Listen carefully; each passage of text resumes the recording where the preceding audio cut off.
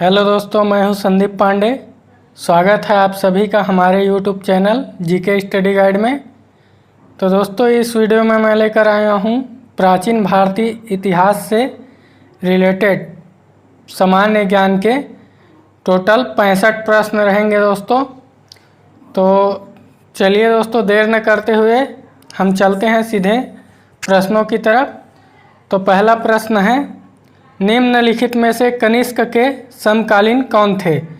तो देख लीजिएगा दोस्तों, ऑप्शन दिया गया है, 4 ऑप्शन दिया गया है। वीडियो को यहीं रोक कर देख लीजिएगा। अगर आपको इसमें से अगर सवाल पता हो तो चलिए मैं बताता जाता हूँ फटाफट दोस्तों। तो निम्नलिखित में से कनिष्क के समकालीन कौन थे पूछा गया है दोस्तों। तो इसका राइट आंसर हो जाएगा नागार्जुन, अश्वघोष और वासुमित्र हो जाएगा दोस्तों। अगला सवाल है, सवाल नंबर दूसरा, कौन सा शासक ने एलोरा मंदिर का निर्माण कराया था? तो किस शासक ने एलोरा मंदिर का निर्माण कराया था? तो उत्तर हो जाएगा राष्ट्रकूट। अगला सवाल है, निम्नलिखित में से वह व्यक्ति कौन सा है जिसका नाम देवनाम पियादसी भी था? तो देवनाम पियादसी किसका था दोस्तों? तो उत्तर हो जाएगा मौर्य राजा अशोक का। अगला सवाल है, सवाल नंबर चौथा, अजंता की चित्रकारी में क्या निरूपित किया गया है? तो अजंता की चित्रकारी में दोस्तों इसका राइट आंसर हो जाएगा जातक। अगला सवाल है, भारतीय नेपोलियन की उपाधि किसे दी गई है? तो भारतीय नेपोलियन की उपाधि दी गई है किसको? तो समुद्रगुप्त को दी गई है। अगला सवाल है, गांधार कला किस काल में विकसित हुई थी? तो दे दिया गया है दोस्तों 4 ऑप्शन। तो गांधार कला किस काल में विकसित हुई थी ये पूछ रहा है, तो इसका राइट आंसर हो जाएगा कि कुषाण काल में। अगला सवाल है, निम्नलिखित में से कौन सा प्राचीन भारतीय नगर 3 विद्वान संतों कपिल, गार्गी और मैत्रेय का घर था? तो इसका राइट आंसर हो जाएगा दोस्तों मिथिला, जो कि कपिल, गार्गी और मैत्रेय का घर था। अगला सवाल है, निम्नलिखित में से कौन सी शक्तियों ने तुंगभद्रा दोआब के लिए लड़ाई नहीं लड़ी थी? तो इसका राइट आंसर हो जाएगा दोस्तों गोलकोंडा और अहमदनगर के सुल्तान ने। अगला है, राजकुमार एलोरा ने 2री शताब्दी ईस्वी पूर्व में श्रीलंका पर विजय प्राप्त की थी। यह द्रविड़ शासकों के किस वंश से संबंधित थे? तो दोस्तों, राजकुमार एलोरा द्रविड़ शासकों के किस वंश से संबंधित था? तो इसका राइट आंसर हो जाएगा दोस्तों चोल वंश से। अगला सवाल है, हर्षवर्धन अपनी धार्मिक सभा कहाँ किया करता था? तो हर्षवर्धन अपनी धार्मिक सभा कहाँ किया करता था? तो प्रयाग में। अगला है, कुषाण काल में सबसे अधिक विकास किस क्षेत्र में हुआ था? तो कुषाण काल में सबसे अधिक विकास किस क्षेत्र में हुआ था? तो इसका उत्तर हो जाएगा कला के क्षेत्र में। अगला सवाल है, पहला ज्ञात गुप्त शासक कौन था? तो पहला ज्ञात गुप्त शासक श्रीगुप्त था। अगला सवाल है, मानव ने सबसे पहले किस धातु का प्रयोग किया था? तो दोस्तों, ये बहुत ही सरल सवाल है। मानव ने सबसे पहले किस धातु का प्रयोग किया था, और बहुत ही महत्वपूर्ण सवाल भी है दोस्तों। तो इसका राइट आंसर हो जाएगा तांबे का। अगला है, चरक किसके दरबार में प्रसिद्ध चिकित्सक था? तो चरक किसके दरबार में प्रसिद्ध चिकित्सक था? तो इसका उत्तर हो जाएगा कनिष्क के। अगला सवाल है, प्राचीन काल में स्त्रोत सामग्री लिखने के लिए प्रयुक्त भाषा कौन थी? तो प्राचीन काल में स्त्रोत सामग्री लिखने के लिए प्रयुक्त भाषा उत्तर हो जाएगा इसका संस्कृत थी। अगला है, अशोक के अधीन मौर्य राजतंत्र का सबसे सही वर्णन निम्नलिखित में से कौन सा होगा? तो अशोक के अधीन मौर्य राजतंत्र का सबसे सही वर्णन कौन सा होगा दोस्तों? तो इसका राइट आंसर हो जाएगा प्रबुद्ध स्वेच्छाचारी शासन। अगला सवाल है, आर्यभट्ट और वराहमिहिर के सुविख्यात नाम किसके युग के साथ संबंधित है? तो आर्यभट्ट और वराहमिहिर के सुविख्यात नाम किसके युग के साथ संबंधित है पूछा गया है। तो इसका राइट आंसर हो जाएगा गुप्त वंश के। अगला है, नालंदा विश्वविद्यालय विद्या का एक महान केंद्र था। तो विशेषतः तो इसका राइट आंसर हो जाएगा दोस्तों बौद्ध धर्म में।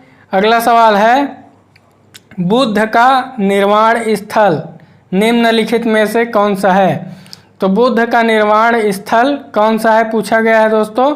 तो इसका राइट आंसर हो जाएगा कुशीनगर। अगला है, अशोक ने तृतीय बौद्ध परिषद कहाँ बुलाई थी?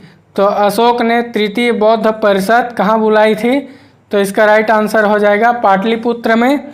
अगला सवाल है, हड़प्पा सभ्यता की खोज किस वर्ष में हुई थी? तो हड़प्पा सभ्यता की खोज हुई थी 1922 में। अगला सवाल है, निम्नलिखित में से वह दस्तकारी कौन सी है जो आर्यों द्वारा व्यवहार में नहीं लाई गई थी? तो इसका राइट आंसर हो जाएगा दोस्तों लुहारगिरी। अगला है, भारत के शासक के प्रतीक ये शब्द सत्यमेव जयते निम्नलिखित किस ग्रंथ से लिया गया है? तो सत्यमेव जयते किस ग्रंथ से लिया गया है पूछा गया है। तो इसका राइट आंसर हो जाएगा उपनिषद से लिया गया है। अगला है, भारत में खोजा गया सबसे पहला पुराना शहर था। तो भारत में खोजा गया सबसे पहला पुराना शहर कौन था? तो इसका राइट आंसर हो जाएगा हड़प्पा। अगला सवाल है, सिंधु घाटी की प्राचीन संस्कृति और आज के हिंदू धर्म के बीच जैव संबंध का प्रमाण किसकी पूजा से मिलता है? तो इसका राइट आंसर हो जाएगा दोस्तों पत्थर, पेड़ और पशु की। अगला सवाल है, ईंटों की कृत्रिम गोदी डॉकयार्ड वाला एकमात्र सिंधु स्थल कौन सा है? तो इसका राइट आंसर हो जाएगा दोस्तों लोथल। अगला है, सिंधु सभ्यता के टेराकोटा में निम्नलिखित में से कौन सा पालतू जानवर विद्यमान नहीं था? तो पूछा गया है दोस्तों सिंधु सभ्यता के टेराकोटा में निम्नलिखित में से कौन सा पालतू जानवर विद्यमान नहीं था? तो पालतू जानवर कौन सा विद्यमान नहीं था? तो गाय। अगला है, बीना दुर्ग के एकमात्र सिंधु नगर कौन सा था? तो बीना दुर्ग के एकमात्र सिंधु नगर कौन सा था पूछा गया है। तो इसका राइट आंसर हो जाएगा चन्हू दारो। अगला सवाल है, राज्य प्रतीक के फलक के नीचे देवनागरी लिपि में उत्कीर्ण शब्द सत्यमेव जयते निम्नलिखित में से किस उपनिषद से लिए गए हैं? तो इसका राइट आंसर हो जाएगा दोस्तों मुंडक। अगला सवाल है, हड़प्पा स्थलों की खुदाई में निम्नलिखित में से क्या नहीं मिला है? तो हड़प्पा स्थलों की खुदाई में निम्नलिखित में से क्या नहीं मिला है? तो इसका राइट आंसर हो जाएगा दोस्तों शिखर सहित मंदिर। अगला सवाल है, निम्नलिखित में से कौन सी साहित्यिक रचना शास्त्रीय संस्कृत साहित्य से संबंधित है? तो निम्नलिखित में से कौन सी साहित्यिक रचना शास्त्रीय संस्कृत साहित्य से संबंधित है? तो इसका राइट आंसर हो जाएगा दोस्तों मेघदूत। अगला सवाल है, बौद्ध धर्म ने समाज के दो वर्गों को अपने साथ जोड़कर एक महत्वपूर्ण प्रभाव छोड़ा। ये वर्ग थे। तो बौद्ध धर्म ने समाज के दो वर्गों को अपने साथ जोड़कर कौन कौन से दो वर्गों को अपने साथ जोड़कर महत्वपूर्ण प्रभाव छोड़ा? तो इसका राइट आंसर हो जाएगा दोस्तों स्त्रियां एवं शूद्र को। अगला सवाल है, बौद्ध धर्म में बूल का संबंध बुद्ध के जीवन की किस घटना से है? तो बौद्ध धर्म में बुल का संबंध बुद्ध के जीवन की किस घटना से है? तो इसका राइट आंसर हो जाएगा जन्म से। अगला है निम्नलिखित वंशों में से कौन सा गांधार कला से संबंधित था? तो निम्नलिखित वंशों में से कौन सा गांधार कला से संबंधित था? तो इसका राइट आंसर हो जाएगा दोस्तों कुषाण। अगला सवाल है गौतम बुद्ध ने अपना प्रथम धर्मोपदेश कहाँ दिया? तो गौतम बुद्ध ने अपना प्रथम धर्मोपदेश सारनाथ में दिया दोस्तों। अगला सवाल है 11वीं सदी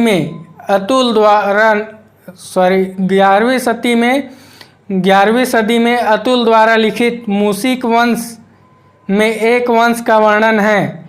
इस वंश में निम्नलिखित आधुनिक भारत प्रदेशों में से किस एक के भाग पर शासन किया?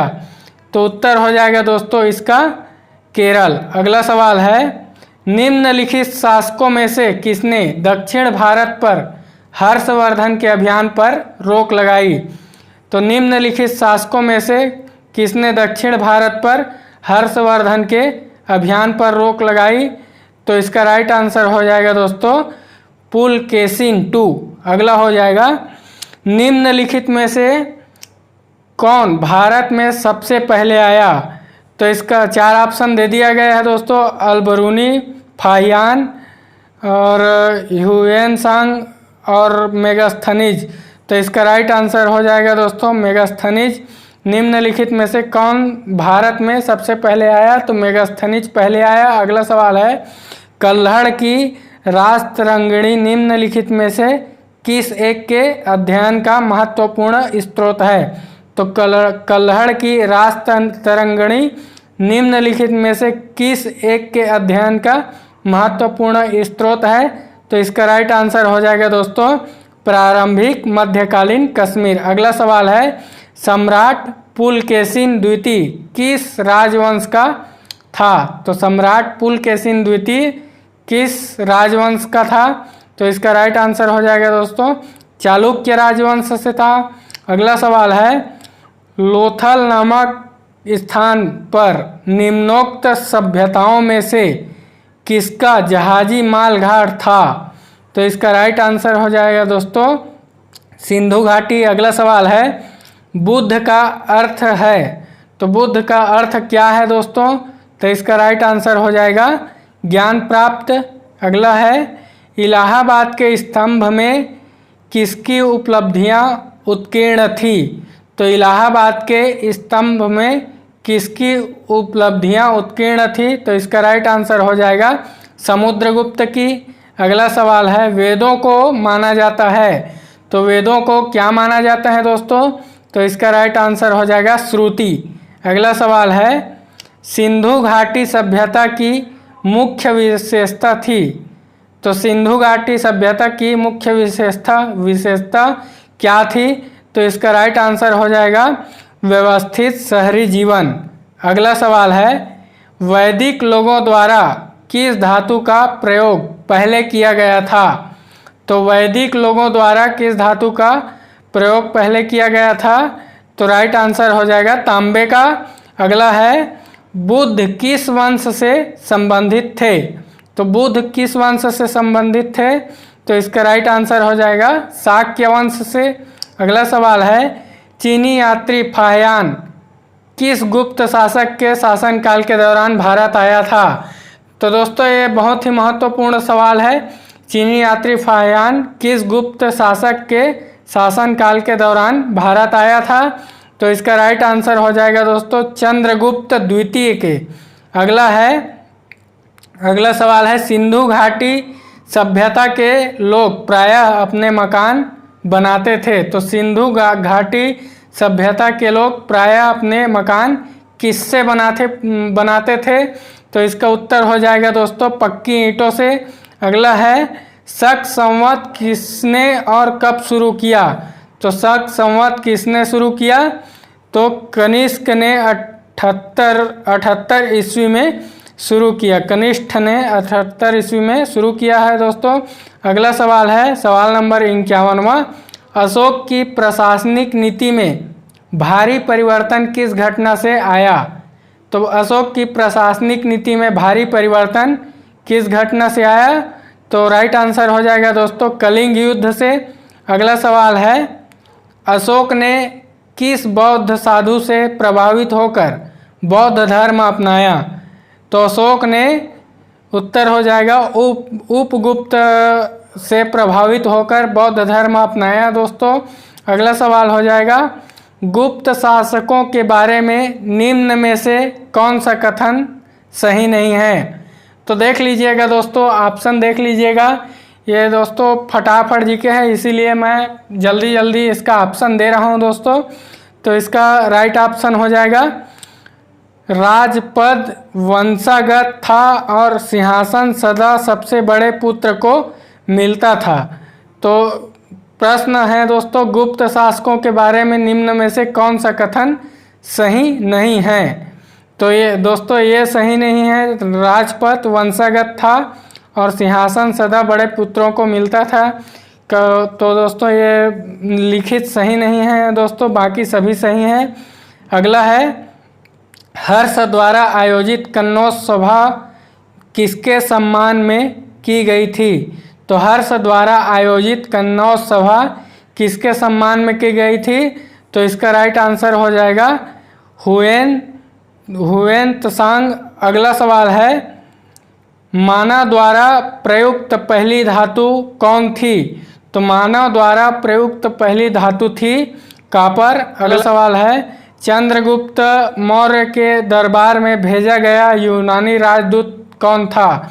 तो चंद्रगुप्त मौर्य के दरबार में भेजा गया यूनानी राजपूत कौन था? तो इसका राइट आंसर हो जाएगा मेगास्थनीज। नेक्स्ट क्वेश्चन है, देवी माता की पूजा संबंधित थी। तो देवी माता की पूजा किससे संबंधित थी?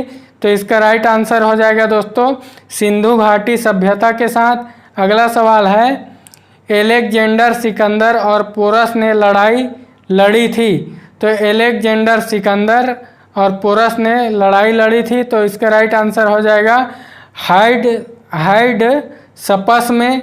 अगला सवाल है, सवाल नंबर 61वां, सेल्यूकस निकेटर पराजित किया गया था। तो इसका राइट आंसर हो जाएगा दोस्तों चंद्रगुप्त मौर्य द्वारा सेल्यूकस निकेटर को पराजित किया गया था। अगला सवाल है, सिंधु घाटी सभ्यता की प्रमुख विशेषता क्या थी? तो सिंधु घाटी सभ्यता की प्रमुख विशेषता दोस्तों, ये महत्वपूर्ण सवाल है।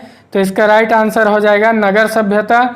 अगला सवाल है, सिकंदर की मृत्यु के बाद उसके साम्राज्य का पूर्वी भाग किसके अधीन चला गया? तो सिकंदर की मृत्यु के बाद उसके साम्राज्य का पूर्वी भाग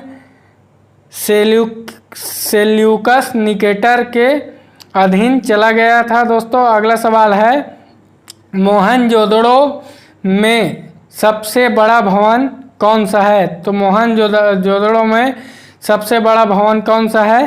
तो इसका राइट आंसर हो जाएगा धान्यागार यानी कि अन्नागार। अगला सवाल है, भारत में वर्ण व्यवस्था किस लिए बनाई गई थी? तो भारत में वर्ण व्यवस्था किस लिए बनाई गई थी? तो इसका राइट आंसर हो जाएगा दोस्तों व्यावसायिक श्रम विभाजन से।